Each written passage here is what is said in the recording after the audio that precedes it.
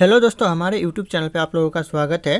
तो दोस्तों, आज की इस वीडियो में मैं आपके लिए लेकर आया हूँ जनरल नॉलेज से रिलेटेड बहुत ही महत्वपूर्ण क्वेश्चन आंसर, जो कि बिहार पुलिस के लिए या फिर किसी भी बिहार एग्जाम के लिए बहुत ही महत्वपूर्ण साबित हो सकते हैं। तो दोस्तों, इस वीडियो का पहला क्वेश्चन है, पृथ्वी की ऊष्मा से प्राप्त ऊर्जा को क्या कहा जाता है। दोस्तों, जो पृथ्वी की ऊष्मा से प्राप्त ऊर्जा को कहा जाता है वह क्या कहा जाता है, तो यह कहा जाता है भूतापीय ऊर्जा कहा जाता है। तो ऑप्शन भी भूतापीय ऊर्जा करेक्ट आंसर हो जाएगा दोस्तों। और अगर आप लोग इस वीडियो में एक भी क्वेश्चन का सही उत्तर जानते होंगे तो सबसे पहले कमेंट करके जरूर बताइएगा।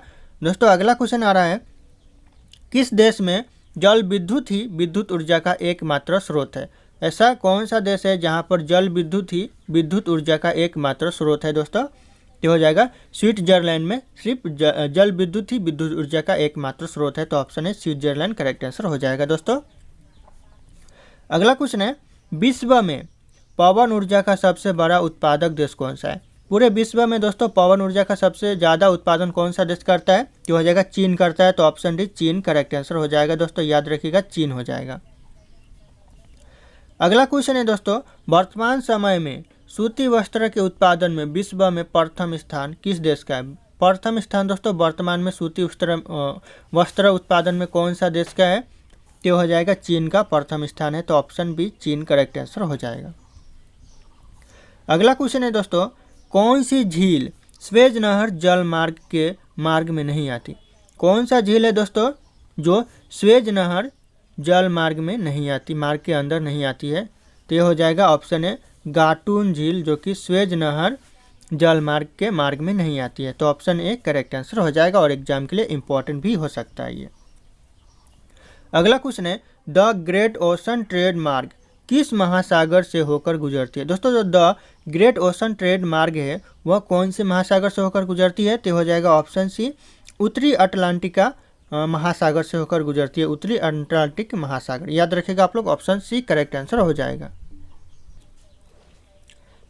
अगला क्वेश्चन है दोस्तों, विश्व की सबसे लंबी गैस पाइपलाइन कौन सी है। विश्व की सबसे लंबी गैस पाइपलाइन दोस्तों बहुत ही इंपॉर्टेंट है ये एग्जाम के लिए, इस बार के 2024 एग्जाम के लिए, किसी भी एग्जाम के लिए। तो यह करेक्ट आंसर हो जाएगा ऑप्शन है ट्रांस कनाडा गैस पाइपलाइन। यह विश्व की सबसे लंबी पाइपलाइन है, याद रखिएगा आप लोग, और इसे अपने कॉपी में भी नोट डाउन कर लीजिएगा।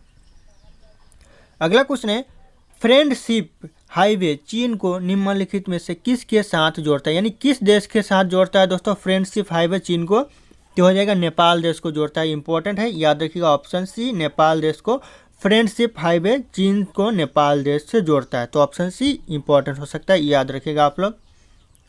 अगला क्वेश्चन है, निम्नलिखित देशों में से उच्चतम जनसंख्या वृद्धि दर किस देश का है। कौन से देश का उच्चतम जनसंख्या वृद्धि दर है दोस्तों इन ऑप्शन में से, तो हो जाएगा ऑप्शन है इंडोनेशिया का उच्चतम जनसंख्या वृद्धि दर है। तो ऑप्शन है, याद रखिएगा इंडोनेशिया।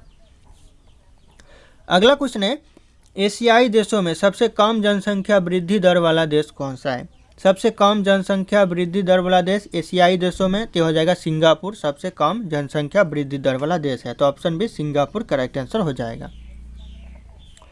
अगला क्वेश्चन है, न्यूनतम जनसंख्या घनत्व वाला महाद्वीप कौन सा है। दोस्तों, यहाँ पे महाद्वीप पूछ रहा है, देश नहीं पूछ रहा है। महाद्वीप कौन सा है न्यूनतम जनसंख्या घनत्व वाला, तो हो जाएगा ऑस्ट्रेलिया महाद्वीप न्यूनतम जनसंख्या घनत्व वाला महाद्वीप है। तो ऑप्शन डी महाद्वीप करेक्ट आंसर हो जाएगा ऑस्ट्रेलिया।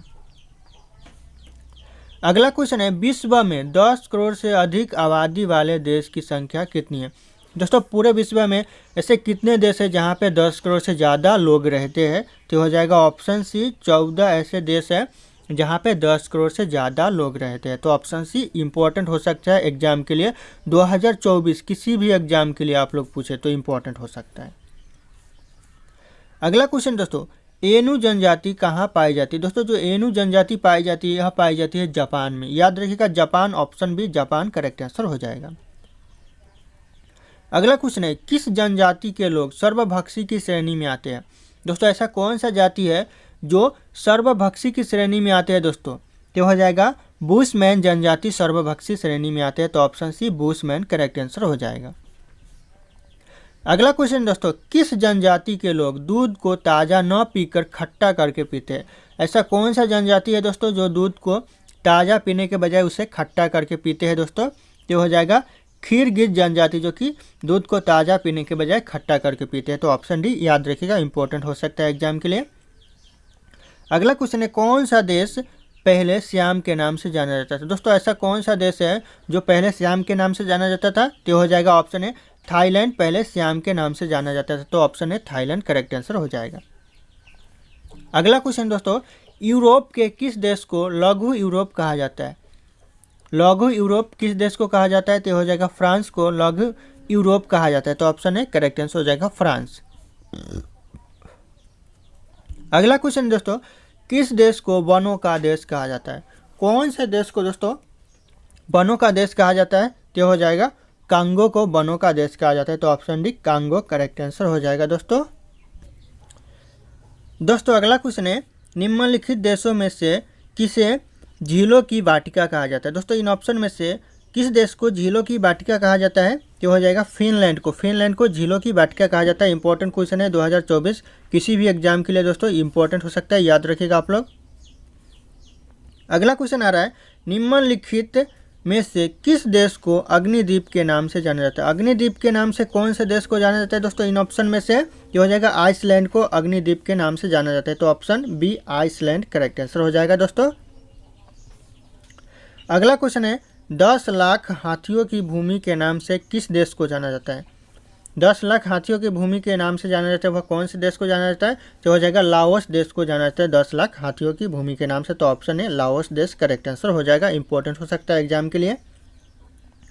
अगला क्वेश्चन है, विश्व के किस देश को नील नदी का उपहार कहा जाता है। विश्व के कौन से देश को नील नदी का उपहार कहा जाता है दोस्तों, तो हो जाएगा ऑप्शन सी मिस्र देश को नील नदी का उपहार कहा जाता है, तो ऑप्शन सी मिस्र देश करेक्ट आंसर हो जाएगा। अगला क्वेश्चन है, किसे दक्षिण भारत का मैनचेस्टर कहा जाता है। दक्षिण भारत का दोस्तों मैनचेस्टर कहा जाता है, तो किसे कहा जाता है, क्या करेक्ट आंसर हो जाएगा ऑप्शन है कोयम्बटूर को दक्षिण भारत का मैनचेस्टर कहा जाता है, तो ऑप्शन ए करेक्ट आंसर हो जाएगा कोयम्बटूर। अगला क्वेश्चन है दोस्तों, भारत के किस नगर को भारत के सिलिकॉन वैली के नाम से जाता है। दोस्तों भारत का ऐसा कौन सा नगर है जिसे सिलिकॉन वैली के नाम से जाना जाता है दोस्तों, तो हो जाएगा बेंगलुरु। बेंगलुरु शहर को या फिर नगर को सिलिकॉन वैली के नाम से जाना जाता है, तो ऑप्शन ए करेक्ट आंसर हो जाएगा। अगला क्वेश्चन है, भारत के उत्तरी छोर से लेकर दक्षिणी छोर तक दूरी कितनी है। भारत के उत्तर से लेकर जो दक्षिण तक जो दूरी है वह कितनी है, तो हो जाएगा option B correct answer 3214 kilometre, यानी 3214 किलोमीटर है, तो ऑप्शन बी करेक्ट आंसर हो जाएगा। और ये किसी भी एग्जाम के लिए बहुत इंपॉर्टेंट है दोस्तों, ये आप लोग कॉपी में नोट डाउन कर ही लीजिएगा आप लोग। अगला क्वेश्चन है, भारत के पूर्व से लेकर पश्चिम तक की लंबाई कितनी है। पूर्व से लेकर पश्चिम तक जो लंबाई है वह कितनी है, तो हो जाएगा 2933 किलोमीटर, यानी 2933 kilometre, option A correct answer हो जाएगा। एग्जाम के लिए ये भी बहुत इंपॉर्टेंट है 2024 किसी भी एग्जाम। अगला क्वेश्चन है दोस्तों, भारत के कितने राज्य समुद्र के किनारे पर बसे हैं। दोस्तों जो भारत में ऐसा कितना राज्य है जो समुद्र के किनारे पर बसा हुआ है, तो हो जाएगा 9 राज्य। भारत में एक ऐसे राज्य है जो समुद्र के किनारे पर बसे हुए हैं, तो ऑप्शन सी 9 राज्य करेक्ट आंसर हो जाएगा दोस्तों।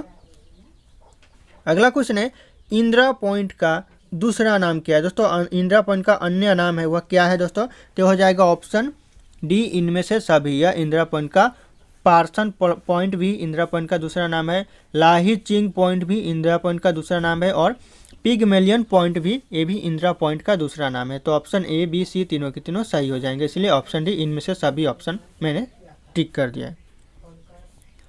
अगला क्वेश्चन है दोस्तों, भारत का वह कौन सा राज्य है जिससे होकर कर्क रेखा गुजरती है। कौन सा राज्य है भारत में ऐसा जिससे होकर कर्क रेखा गुजरती है, तो हो जाएगा ऑप्शन डी झारखंड राज्य से होकर कर्क रेखा गुजरती है, तो याद रखिएगा झारखंड करेक्ट आंसर हो जाएगा। इंपॉर्टेंट है एग्जाम के लिए, किसी भी एग्जाम के लिए। अगला क्वेश्चन है, कौन सी अक्षांश रेखा भारत के मध्य से होकर गुजरती है। कौन सा ऐसा अक्षांश रेखा है जो भारत के मध्य से होकर गुजरती है, तो ये सारे एग्जाम में क्वेश्चन आ चुके हैं दोस्तों, आप लोगों के लिए इस बार भी शायद आ सकते हैं एग्जाम में, तो यह हो जाएगा ऑप्शन है कर्क रेखा भारत के मध्य से होकर गुजरती है, तो याद रखिएगा कर्क रेखा। अगला क्वेश्चन है, निम्नलिखित में से कौन सी पहाड़ियाँ पूर्वांचल पहाड़ियों का हिस्सा है। कौन सा पहाड़ियाँ जो पूर्वांचल पहाड़ियों का हिस्सा है इन ऑप्शन में से, तो हो जाएगा पालनी पहाड़ियाँ पूर्वांचल पहाड़ियों का हिस्सा है, तो ऑप्शन ए पालनी पहाड़ियाँ करेक्ट आंसर हो जाएगा। अगला क्वेश्चन है, शिव समुद्रम किस नदी के द्वारा बनाया गया द्वीप है। दोस्तों जो शिव समुद्रम द्वीप है वह कौन से नदी के द्वारा बनाया गया द्वीप है, तो हो जाएगा ऑप्शन डी, काबरी नदी के द्वारा बनाया गया द्वीप शिव समुद्रम है। तो ऑप्शन डी, और ये बहुत इंपॉर्टेंट है 2024 किसी भी एग्जाम के लिए। अगला क्वेश्चन है, भारत के पश्चिमी बिंदु का नाम क्या है। दोस्तों जो भारत के पश्चिमी बिंदु का नाम है वह क्या है, तो हो जाएगा गुहार मोता। गुहार मोता यह भारत के पश्चिमी बिंदु का नाम है। तो ऑप्शन डी करेक्ट आंसर हो जाएगा दोस्तों। अगला क्वेश्चन है दोस्तों, भारत के लिए समुद्र मार्ग की खोज का श्रेय किसे प्राप्त है। किसे जाता है दोस्तों समुद्र मार्ग की खोज का श्रेय, तो हो जाएगा पुर्तगालियों को समुद्र मार्ग की खोज का श्रेय जाता है। तो ऑप्शन सी पुर्तगालिया करेक्ट आंसर हो जाएगा। अगला क्वेश्चन है, कोरोमंडल समुद्री तट किस राज्य में स्थित है। दोस्तों जो कोरोमंडल समुद्री तट है वह कौन से राज्य में स्थित है, तो हो जाएगा तमिलनाडु में स्थित है। तो option C Tamil Nadu correct answer हो जाएगा, याद रखिएगा तमिलनाडु। अगला क्वेश्चन है दोस्तों, निम्नलिखित में से कौन सा राज्य नेपाल के साथ अपनी सीमा साझा नहीं करता है। कौन सा राज्य है इन ऑप्शन में से जो अपनी सीमा नेपाल के साथ साझा नहीं करता है। तो देखिए, बिहार राज्य भी अपनी सीमा नेपाल के साथ सीमा साझा करता है, उत्तर प्रदेश भी नेपाल के साथ अपनी सीमा साझा करता है, और पश्चिम बंगाल भी अपनी सीमा नेपाल के साथ साझा करता है। तो इसमें से एक ऐसा राज्य है असम, जो कि अपनी सीमा नेपाल के साथ साझा नहीं करता है दोस्तों। तो याद रखिएगा असम। अगला क्वेश्चन है, पूर्वी तटीय मैदान का अन्य नाम क्या है। दोस्तों जो पूर्वी तटीय मैदान का जो दूसरा नाम है वह क्या है, तो हो जाएगा ऑप्शन सी कोरोमंडल तटीय मैदान दूसरा नाम है पूर्वी तटीय मैदान का, और यह तमिलनाडु राज्य में स्थित है। तो याद रखिएगा तमिलनाडु में स्थित है, और इसका दूसरा नाम है तो पूर्वी तटीय मैदान भी बोल सकते हैं और कोरोमंडल तटीय मैदान भी बोल सकते हैं। याद रखिएगा आप लोग, इंपॉर्टेंट क्वेश्चन हो सकता है ये। अगला क्वेश्चन आ रहा है, निम्नलिखित में से कौन सा भारत का जुड़वा शहर नहीं है। जुड़वा शहर दोस्तों भारत का कौन सा नहीं है, तो हो जाएगा ऑप्शन सी त्रिशूर और तिरुवल्ला, यह भारत का जुड़वा शहर नहीं है। बाकी ऑप्शन ए अहमदाबाद और गांधीनगर ये भी भारत का जुड़वा शहर है, और हुबली और धारवाड़ ये भी भारत का जुड़वा शहर है, और कटक और भुवनेश्वर ये भी भारत का जुड़वा शहर है। बाकी इसमें से सी ऑप्शन नहीं है। तो ऑप्शन सी याद रखिएगा नहीं है। अगला क्वेश्चन है दोस्तों, भारत के किस संघ राज्य क्षेत्र के नाम पर एक समुद्र का नाम है। ऐसा कौन सा संघ राज्य क्षेत्र है जिसके नाम पर एक समुद्र का नाम है, तो हो जाएगा ऑप्शन डी अंडमान और निकोबार। इस संघ राज्य क्षेत्र के नाम पर एक समुद्र का नाम है। तो ये बहुत एग्जाम के लिए इम्पोर्टेंट हो सकता है, किसी भी एग्जाम 2024 2025 किसी भी एग्जाम के लिए आप लोग ध्यान दीजिएगा इस पर। अगला क्वेश्चन है दोस्तों, भारत के उत्तरी सीमा पर स्थित पर्वत का क्या नाम है। भारत के जो उत्तरी सीमा पर स्थित पर्वत है उस पर्वत का नाम क्या है दोस्तों, तो हो जाएगा हिमालय पर्वत भारत के उत्तरी सीमा पर स्थित है। तो ऑप्शन बी करेक्ट आंसर हो जाएगा। अगला क्वेश्चन है दोस्तों, किसे दक्षिण भारत का मैनचेस्टर कहा जाता है। दक्षिण भारत का मैनचेस्टर कहा जाता है, किसे कहा जाता है दोस्तों। तो इस क्वेश्चन का सही उत्तर आप लोगों को कमेंट करके बताना है। ऑप्शन यहाँ पे सारे के सारे शो कर रहे हैं। फिर मिलते हैं अगले वीडियो में।